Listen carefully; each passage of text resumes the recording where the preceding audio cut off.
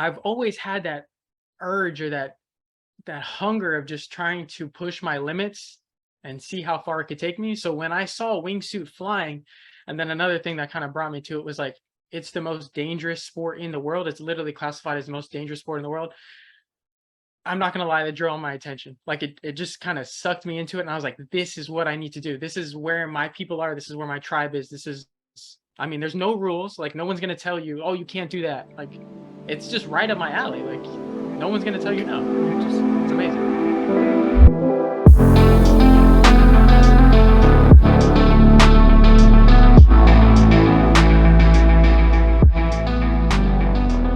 What's up, everyone? This is Anthony Ngo, and welcome to another episode of my interview series. Today, I'm joined by Salvador Chang. What's Salvador, going on, everybody? My oh, name. Oh, sorry. no wait. All right. Go ahead. Go ahead. So, Salvador doesn't have a conventional 9 to 5 where he commutes to work. Instead, his commute consists of plane rides and jumping out of them. He is a skydiver, base jumper, wingsuit pilot, and thrill seeker. He has over 300 skydive jumps, 200 of which came from just 4 months, and over 30 base jumps. He's also a YouTuber documenting his jumps with the hopes of inspiring, educating, and sharing his experiences. With that being said, welcome, Salvador. What is going on, everybody? My name is Salvador Chang. With an introduction like that, I'm not really sure what to say, but as you said, Anthony, yes, I am a base jumper. I'm a YouTuber. I'm a wingsuit pilot. I jump out of planes for fun. Yeah, I left my 9 to 5. You pretty much nailed that summary. I'm just gonna give it to you on that, dude. You killed it. Hey man, I had to do a lot of research. I went through all of your videos and all your like IG posts and stuff like that. So I want to make sure I give a proper introduction. Truly appreciate that, brother. Thank you. Yeah, man. So quick question about that actually. Is 200 jumps in 4 months normal, or is it more like a personal challenge? Okay, so 200 jumps in that short amount of time is it's impressive. If I'm gonna say that, I'm not trying to pat myself on the back, but it's a lot of money first off, and then that kind of commitment. I'm not sure if we ran the numbers, but 200 jumps in 4 months. I mean, that's a lot of jumps in a short amount of time. So I truly cranked them out, and the reason I did that was once again because at 200 skydives, it opens up a wide door of options as far as like wingsuit piloting, and then you can finally jump with a GoPro. Like me as a YouTuber, I was like content, jumping out of planes kind of goes hand in hand. So my main goal was like to get to skydiving, to base jump, to wingsuit, and at 200 skydives, all of that opens up for you. So no, it's not typical though. Okay, that's pretty crazy. Um, yeah, man. So I actually landed on your channel because I was looking up like safety of like the safety of skydiving and stuff like that. Yep. And I kind of went down the rabbit hole. I was thinking about skydiving and doing like my first tandem jump because like I'm kind of bored and I need more like excitement in my life. But I kind of want to know, how did you get into the sport? Like what prompted your very first jump to? Yeah, so it kind of happened the same way. Before skydiving, I was working a 9 to 5. I worked a bunch of different jobs. I actually went to college. I ended up dropping out. But anyway, that's a whole nother story. I went to college. I got a degree in finance. I dropped out. I was really kind of lost in life trying to figure out what I was wanting to do with my life. I worked a handful of jobs. I worked at a hospital. I worked at a law firm. I opened a couple of my own businesses. But long story short, while I was working at the hospital one day, just as you did, I went on YouTube and I found a video of somebody wingsuit proximity flying, which is basically they're flying a wingsuit like as close to the mountain as possible while they're like, it's some crazy next level stuff. And I saw the video and I was like, how do I do that? Because at the time I really wasn't happy with my life. I really wasn't happy working my 9 to 5 job, where I just kind of felt like my soul was being sucked away from me each and every day that I went there because I was just basically working for a paycheck and money and I really wasn't living with a purpose. So then after I went down that rabbit hole, I kind of found skydiving and then I learned everything that I could about skydiving, became obsessed with it, and now we're here today where I'm just documenting a journey about it. Wow. So like it was already as soon as you saw the video, like that's when you knew you wanted to do it, or was it like after your first jump, you were like, I'm hooked, or like, I kind of want to understand like that process of how you got there, like And I, after your I first jump too. yeah, and I thank you for digging so deep into these questions and not just taking the surface level. Like I appreciate you actually getting to the nitty gritty of it. So as a kid, I've always been the kind of like reckless, like on the wall type of kid, just doing like for instance, I'm the type of kid that would like climb trees and then jump out of them for fun. Or like I would climb on the top of the slide and then just would not do. I just was always, I guess, adrenaline seeking, always looking for that next high, if you would. So I was just kind of raised like that, always getting into trouble, not really obeying the rules, like suspensions, fights, the whole night. So I guess I was just looking for a place to channel that energy. And then I remember when I was young, I loved filmmaking. I loved taking pictures. And then I also loved like the idea of becoming like a stunt man. Like I used to tell my dad when I was growing up, I was like, I want to be a stunt man. I want to be in the Hollywood movies. I want to jump off of buildings into like those big inflatable pillows that they land on. And that's how I wanted to make a living. And he was like, oh, that's cool. Like kind of just brushing it off like, oh yeah, you should, whatever. And then of course, parents as they are, they want you to do the secure thing. They want you to work the 9 to 5, like the 401k, the pension, what about retirement? And I understood all that, but I was just like, I want to live for today. I don't know when my last day is going to be. So anyway, I've always had that urge or that hunger of just trying to push my limits and see how far it could take me. So when I saw wingsuit flying, and then another thing that kind of brought me to it was like, it's the most dangerous sport in the world. It's literally classified as the most dangerous sport in the world. I'm not gonna lie, that drew all my attention. Like it just kind of sucked me into it, and I was like, "This is what I need to do. This is where my people are. This is where my tribe is. This is." I mean, there's no rules. Like no one's gonna tell you, "Oh, you can't do that." Like it's just right up my alley. Like no one's gonna tell you no. You just, it's amazing. Right, dude. So, I mean, it seems like, because I forgot to mention, you're also working at like a drop zone, right? You're also like a rigger and like a packer and stuff like that. Correct. And you kind of talked about like how your parents, or like you kind of had like this expectation of like, the 401k, then regular 9 to 5 and stuff like that. Yep. So how did your family feel about your decision? Like, did they even know about your very first jump, or was it, because a lot of people just secretly go and like do the first jump, they don't even tell anyone, and then like, but you made a career out of it, right? So I'm kind of wondering like, how has your family or friends reacted to this? And was it negative? Were they supportive? And yeah. Yeah. So the way that I first, well, I guess my parents have always known that there was something like different about me than like the normal kids. Cause once again, I was always getting into trouble, fights, suspensions, like always just having this extra energy that I needed to put somewhere. So I think my parents realized like, okay, we don't have a normal child on our hands. I don't know, like if it's ADHD or whatever it is, but anyway. So as I was like growing up and doing all that, I guess the way it came about was, okay, I'm sorry. What was the question? So I'm kind of wondering like how'd your family and friends like feel of like your decision to, Okay. I guess, like first jump. I don't even know if they knew that you jumped at first, and then like, Yeah, hey, mom and dad, like I'm gonna do this full got time, it. right? Back on track. Okay, so sorry about that. Yeah, so as I was growing up, but anyway, I kind of fit the mold for the time being. I worked a 9 to 5. I did everything that they wanted me to do, and I just realized that wasn't who I was. So I think they saw signs of me seeking other things. And I remember I told my parents one day, because obviously I had the steady 9 to 5 job. I was working at a law firm. I was working as a real estate agent. I was doing all these like professional jobs that were like highly respected. And I remember I told my mom, I called her one day and I was like, I am not happy. Like I just closed the deal on a house. I made some good money on the house, but I feel like I'm a professional door opener for people. Like this is not what I want to do as like a real estate agent, for example, or any matter for that. And she's like, okay, well, what makes you happy? And I told her, I was like, I just want to do something extreme, like jump out of planes and the whole nine. And this was before I even I didn't even skydive at this point. Like I haven't even done a tandem. I just made up my mind, was like, wingsuit base is what I want to do, where I want to go. And she was like, okay, I understand that, but how are you going to do that? Like you live in Orlando, the closest drop zone to you is Sky Dive Deland, which happens to be, and I was truly blessed on this, which happens to be the skydive capital of the world. So I was born and raised in Orlando, Florida, and the skydive capital of the world happens to be an hour away from where I live. I was like, you know what? I'm just going to like break my lease. I'm going to get out of my apartment. I'm going to sell my BMW, because I used to drive like it was all about status at that point. Like I wore the suit and tie, the button down shirts, I had the slacks, the nice dress pant, like all of it. The BMW, the apartment, like by normal people's standards, I was living good for my age. Like I was like 25, 24 at the time. Like I've done well for myself. And now on the other hand, of course, like I live in a van, I work at the drop zone. Like people are like, man, this kid is like, let's just say my parents were not supportive. They were like, you're literally You're literally throwing everything away that we worked so hard on. Like you have a finance degree, like what are you doing? Like you have a good steady job, and I chose to be homeless, I guess. You know what I mean? Yeah. But So yeah.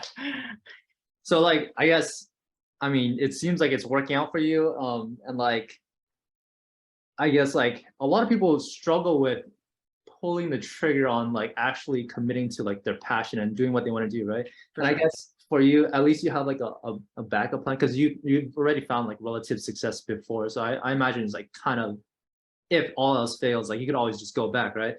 Yeah. So I guess yeah, that's a really fortunate situation that you're in and that you're actually able to like do that.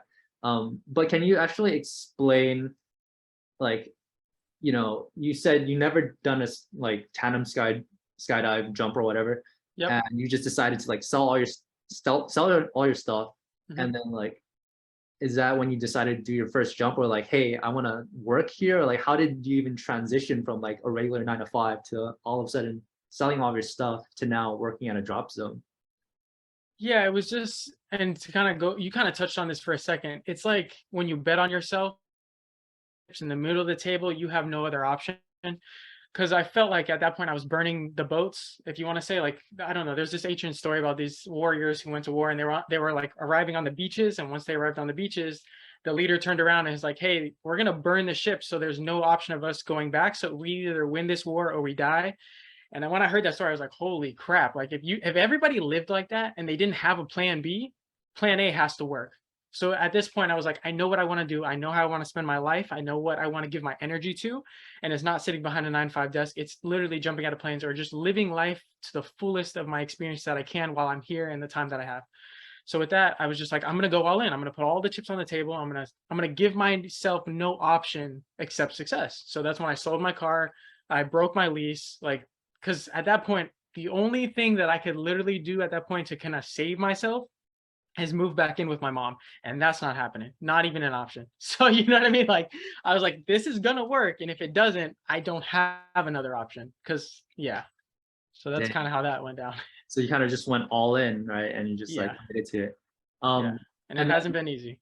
it hasn't been easy. No. Like, can you kind of expand on that? Like, so you did all that and then you just applied to like, like how do you even get a I got job? Yeah, I got where you're coming from. Okay.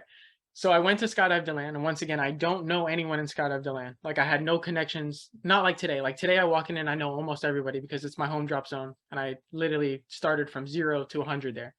So anyway, when I first got there, I didn't know anybody. I didn't have any connections. So I literally went, or I called up before I even drove. I called and I was like, "Hey, I'm just curious about what are the options like working in the skydiving industry that they have to offer." And they kind of went over them. They're like, "Hey, well, you can be a tandem instructor, you can be an AFF instructor, you can shoot video for the tandems, you can become a packer, you can do all of these things."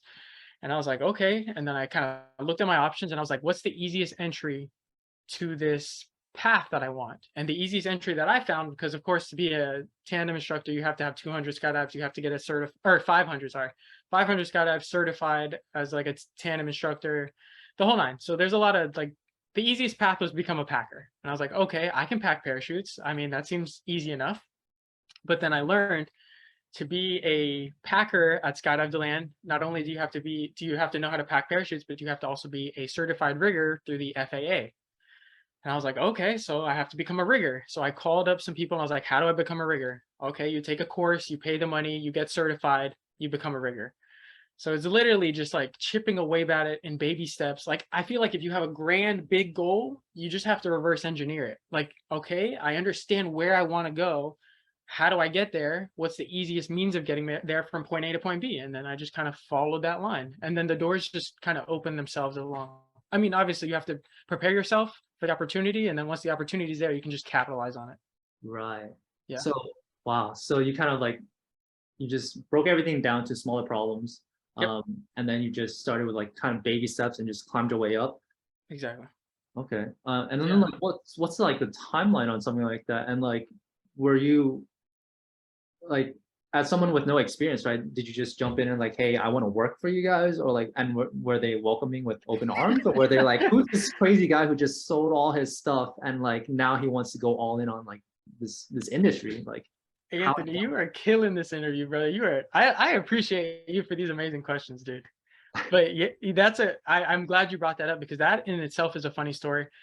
Yeah, once again, I sold everything. I was living in my van at the time, and I didn't have a job. I didn't have an option B. I became a rigger. In order to become a rigger, it takes 2 weeks, and you have to pay like $2,000. So I did that. That's phase one. But yet I still don't have a job. That's like getting a degree and not having a job. So what do you do at that point? Okay, so I have the degree. How do I secure my position? I literally went to the packing mat every single day and I got in touch with the lead rigger, the lead packer who kind of runs the show on the mat. And I said, hey, is there any way that there's an open slot available where I could maybe help out or where you can use my assistance and I can hopefully make some money. So this is my goals. This is where I want to be. I'd like to work for you guys. And she texted me back. She told me, we had a couple phone calls and she was like, yeah, sorry, there's no availability here. There's no availability here. No availability. I kept getting no's for probably like 2 to 3 weeks. And at that point I was like, man, I just sold all my stuff. Once again, I don't have option B. This has to work. And I became kind of obsessed and I ended up showing up to the drop zone every single day. And then day one, I was like, hey, I just wanted to match a face to the name. My name is Salvador Chang. It's a pleasure to meet you. We've been speaking on the phone so much. Once again, I just wanted to turn up and see if there was any available opportunity for me. And then again, she was like, no, but maybe something next week. So literally I came back the next day. And I was like, hey, I just wanted to show up. I wasn't sure if anybody was sick or if anybody like missed work today. Maybe they didn't show up and then maybe I could fill in for them. And they're like, no, nobody's sick. Nobody missed work. And I was like, okay. So I just kept coming back and they just kept saying no. But I saw that the opportunity is there. I saw that there was work to be done, but obviously she wasn't hiring at the time, which I can respect. But at the same time, it's like, I'm not going to take no for an answer. Especially if I know that I can be an asset to the company. If I know I can bring value to you guys, like it would be silly for you guys not to hire me right now. You know what I mean? That's the attitude I had. So I just kept showing up. And then eventually she got so frustrated where she kind of just looked at me and she was like, dude, like, I'm tired of this. Like, just grab a parachute and pack it. Like, I'm just do something. And then I remember the first day I made $42 and I called back home and I told my parents, I was like, guys, you're not going to believe this, but I'm a packer. Like officially I made $42 today. This is crazy. Like I was so excited. Dude. And then it just kind of went from there. So dang. So I guess like one, I want to say, I imagine at least that, oh man, did I freeze? Okay. Well, what I want to say that I imagine that your real estate experience probably helped you with like selling and like kind of pushing yourself and stuff like that. For sure. Very personable. Yeah. And second of all, like, I think the traits, like, because I guess I want to get like practical advice or like help other people, right? And I guess traits that you kind of carried or like presented in those situations was like finding an opportunity, reverse engineering it, being really tenacious, right? And like confident in your ability to contribute value, because like that's ultimately like what you're doing. And I've seen your videos, right? I watch all your videos. I watched like your safety packing videos and all that stuff. Like you're obsessed with this, and like you said, like it would be a wasted opportunity for someone not to like hire someone, like, because you're obviously there all day every day. So yeah, smart move on them, in my opinion. I just think the most beneficial thing for any situation is if it's a win-win for both parties. Right. If it's a win for you to hire me and if it's a win for me to be there and I'm going to add value, it's a no-brainer at that point. And I think everybody, if they looked at their goals like that, like, okay, yes, you want to achieve this goal, but what's in it for the other person? Because you can't just think about yourself the whole time, like, oh, this is what I want to do, and you need to do what I say. It's not how life works. It's a win-win. If both parties can win, it would be silly for them to say no once again. Right. Okay, just to switch gears real quick and just touch up on like your day-to-day or like current life. I'm kind of wondering, like, what does the day-to-day look like for you? Maybe just briefly cover this. Yeah, for sure. I typically work as a packer, I'd want to say 4 to 5 days a week. And then I film maybe like 1 or 2 days out of the week. I edit maybe 1 or 2 days out of the week. I'm sure this isn't adding up, but obviously some of the days overlap. I'm like adding days to my week. No, so I typically work 4 to 5 days on the mat. That's my primary job. My secondary job is YouTube, of course, that I also make money from there.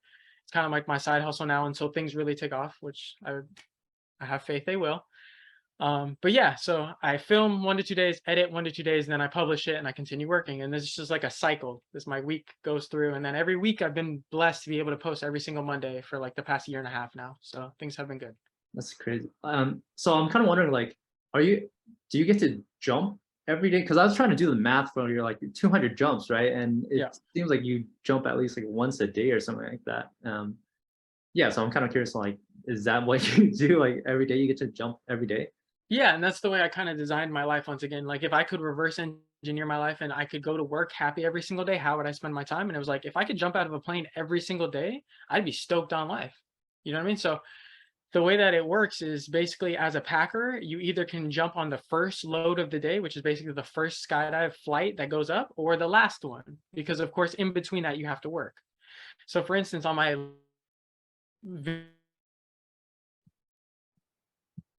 Oh no. that was obviously skydiving either on first load or last load every single day. Okay. We kind of missed some of that. Okay. Can you just like repeat, like, Yeah, I got you. yeah. Okay, got it. Let me see. It's saying my internet connection is unstable. Is it better now? Yeah. Okay. So the way that it works as a packer, and this is why I kind of designed my life like this, is because if I thought to myself, if I could skydive each and every day, it would be a blessing, and that's like my ideal life, and that's how I'd want to spend my time. So as a packer, it works out because you can either skydive on the first load of the day or the last load of the day, which is kind of how I did my 30-day wingsuit skydive series, where I jumped every single day, either first or last load of the day.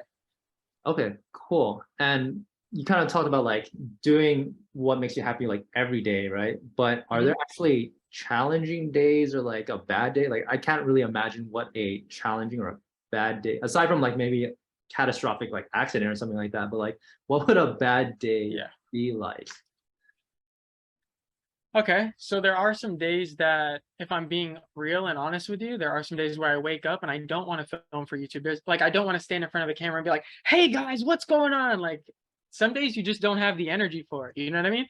So it's hard. Like you wake up, everybody's moody. We are humans at the end of the day. But at the end of the day, this is my job. This is the life that I chose. So if I'm gonna sacrifice, this is the sacrifice that I chose. You know what I mean? Like I could be sitting in a 9 to 5, but instead I get to yell at a camera all day. Like this is pretty awesome. You know what I mean? So I Yeah. think your mindset also plays a game on you. But the bad days are like the days I don't feel like filming, or the days I don't feel like jumping, or the weather days. Obviously, you can't jump on a weather day, so it's like you're just sitting around with nothing really to do because my life is skydiving. You know what I mean? So those are probably like the bad days. But Dang, that's kind of hard to imagine. Like speaking to you and after watching the videos, it's hard to imagine you like not all hype. Because I remember watching like your after like the end of your wingsuit videos, you're always like, you know, like all hyped and stuff like that. yeah, because I'm in the moment. Yeah, yeah. So it's pretty interesting. But it's yeah, I'm a real person just like you. Like at the end of the day, I go home, I eat dinner, like I brush my teeth, like I put my shoes on one shoe at a time. You know what I mean? Like yeah, it's yeah, yeah. yeah. But you say like you're like a normal person like me, but like to me, I admire what I really admire about you is like how you approach fear. Because to me, like every day you jump out of a plane, right? So that's like Yeah. confronting like a fear of death. And not just that, but like you're kind of fearless in the sense of like you said, you burn the boats, right? You burn the ships. You committing to like this path, right? Hmm. So I was wondering if you could kind of touch up on like what you've learned personally from fear, or like your thoughts on fear, and like any lessons from that. Yeah. So fear in my eyes, and this is gonna sound cheesy or whatever, but it's false evidence appearing real. Most of the times we make up these situations.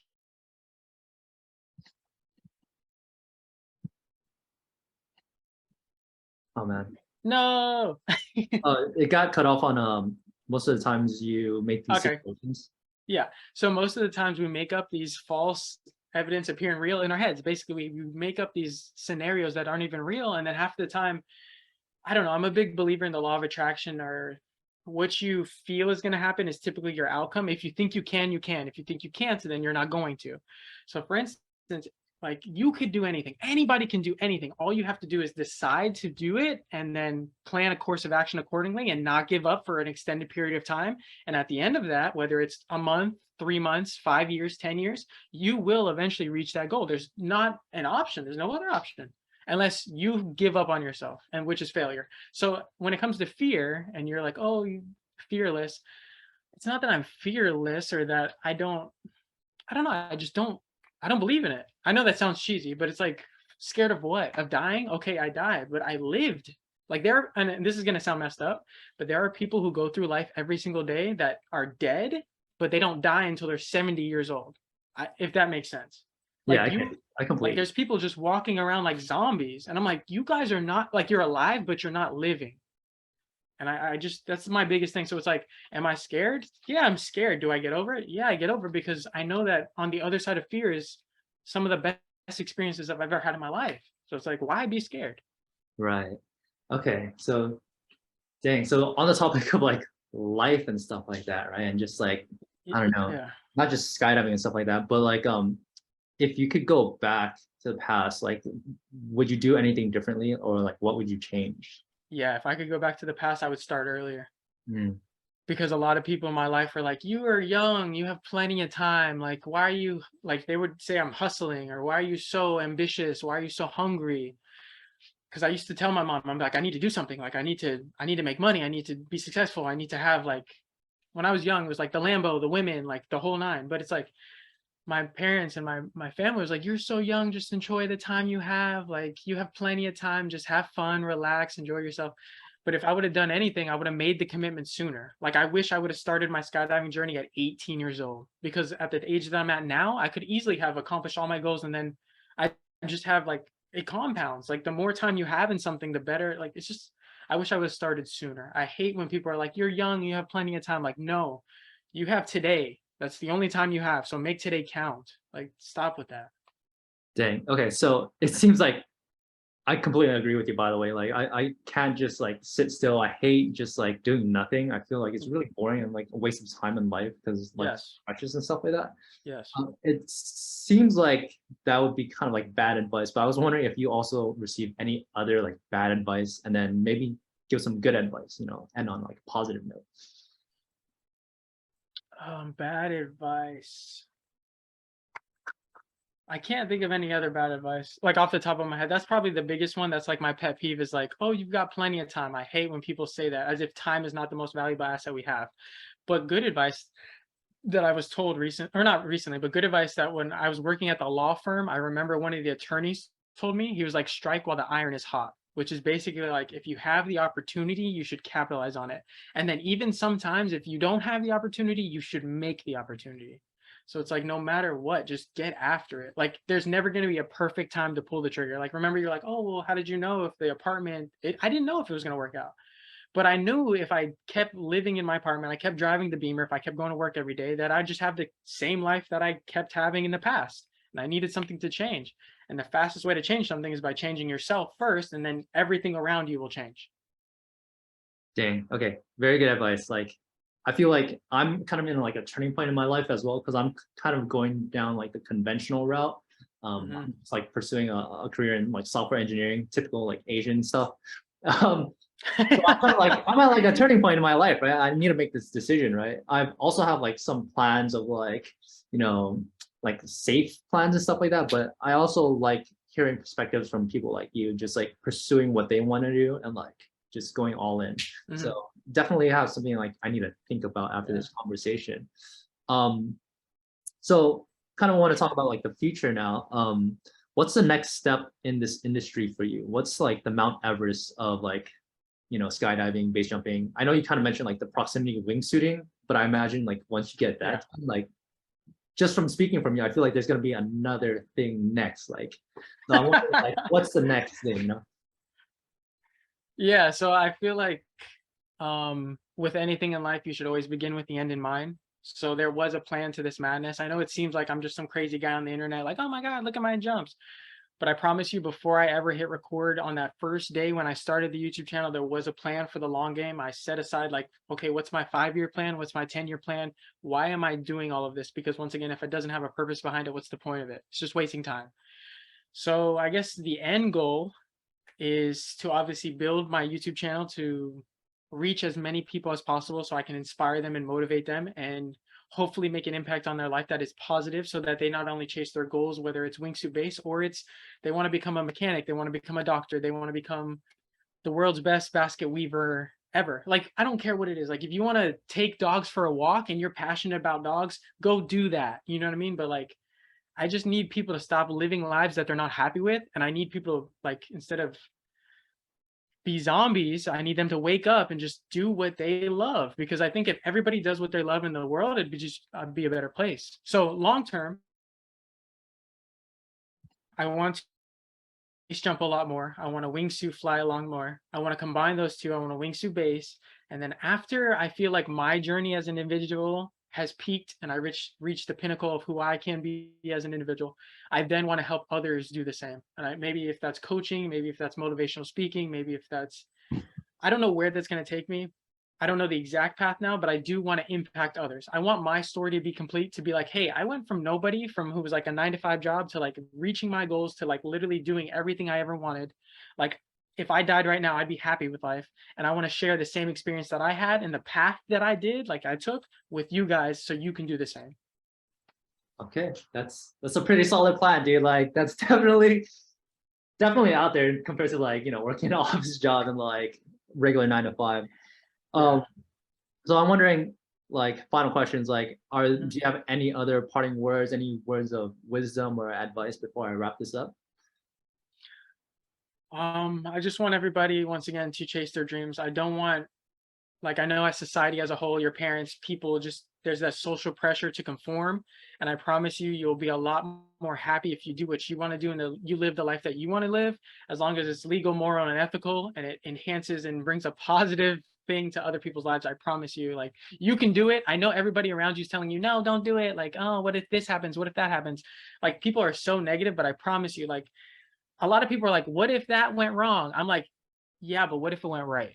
Like, every little thing could change. Like, your life is literally just a couple decisions away from you being a completely different human being. And just pull the trigger, just do it, is all I'm gonna say. Like Nike has it best, just do it. Just do it. All right. Just do it. Just do it. All right. Well, Salvador, that was an interesting conversation. I want to thank you for your time and for sharing your experiences and your insight. And for all of your like inspiration and enthusiasm. I feel a lot more energized just talking to you. If or when I do end up doing my first jump, I'll make sure to let you know. Heck yeah. Yeah. Thanks again for your time and for all these positive vibes. I'll talk to you soon. Dude, Anthony, thank you for the interview. I truly appreciate the questions. I love how you dig deep into them and you didn't just take the surface answer. I really appreciate that. You took the time to not only get to know me, but my story. So thank you again for the opportunity, Anthony. Thank you, Salvador. Cheers. Cheers, brother. See ya. If you enjoyed this video, please give it a thumbs up. And if you want to see more content like this, then please subscribe. Thanks, everyone.